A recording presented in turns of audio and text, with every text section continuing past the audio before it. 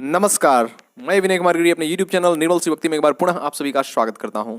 मित्रों, आज हम लोग चर्चा करने वाले हैं गणेश भगवान से जुड़ी एक कथा, जिसमें उन्होंने भगवान कुबेर के धन वैभव के अहंकार का नाश किया था।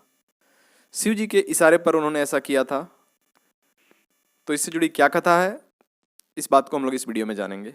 तो जो लोग चैनल पर नए हैं, चैनल को सब्सक्राइब कर लें और बेल आइकन को प्रेस कर दें, ताकि आगे आने वाले वीडियोज़ की नोटिफिकेशन मिलती रहे। और आप लोग वीडियो में कमेंट भी किया करें। तो आइए वीडियो को शुरू करते हैं।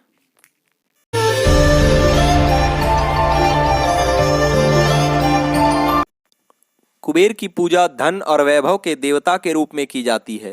कहते हैं जिसके पास धन आवश्यकता से अधिक हो जाता है, उसका अहंकार से ग्रसित होना स्वाभाविक हो जाता है। फिर कुबेर तो ठहरे धन के देवता, उनके वैभव और धन की तुलना किसी से नहीं की जा सकती, लेकिन वे भी अत्यधिक धन और वैभव के कारण अहंकार के अधीन हो गए। उन्हें लगने लगा उनके वैभव की तुलना तीनों लोकों में किसी से नहीं की जा सकती। अहंकार जब किसी पर छाता है तो सबसे पहले उस व्यक्ति की बुद्धि भ्रष्ट हो जाती है और उसके सही निर्णय लेने की क्षमता समाप्त हो जाती है। धन के देवता कुबेर के साथ भी कुछ ऐसा ही हुआ। उन्होंने अपने वैभव का प्रदर्शन करने का विचार किया। इसके लिए कुबेर ने एक महाभोज का भव्य आयोजन किया। फिर उन्होंने सभी देवतागणों को उस महाभोज के लिए निमंत्रित किया। इस महाभोज का न्योता लेकर वे कैलाश पर्वत पर भगवान शिव के पास भी गए और बड़े आदर परंतु गर्व के साथ उन्होंने भगवान शिव को न्योता दिया। शिव जी तो त्रिलोकीनाथ कहलाते हैं। वे झट कुबेर के मन में छिपे धन वैभव के अहंकार को ताड़ गए। भोलेनाथ ने कहा वे तो नहीं आ सकते, किंतु उनके स्थान पर उनका पुत्र गणेश उस महाभोज में अवश्य शामिल होगा। महादेव की बात सुनकर कुबेर खुश होकर वहां से चले गए। जब महाभोज की तिथि आई तब सभी देवगण कुबेर के घर पधारने लगे। भगवान गणेश भी वहां समय पर पहुंच गए।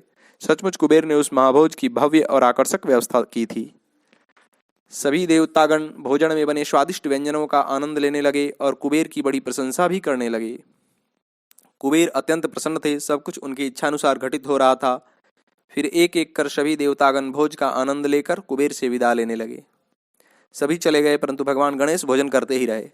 थोड़ा और लाओ, थोड़ा और लाओ, ऐसा कहकर वो भोजन मांगते रहे और खाते रहे। फिर कुबेर के सारे व्यंजन उन्होंने खत्म कर दिए।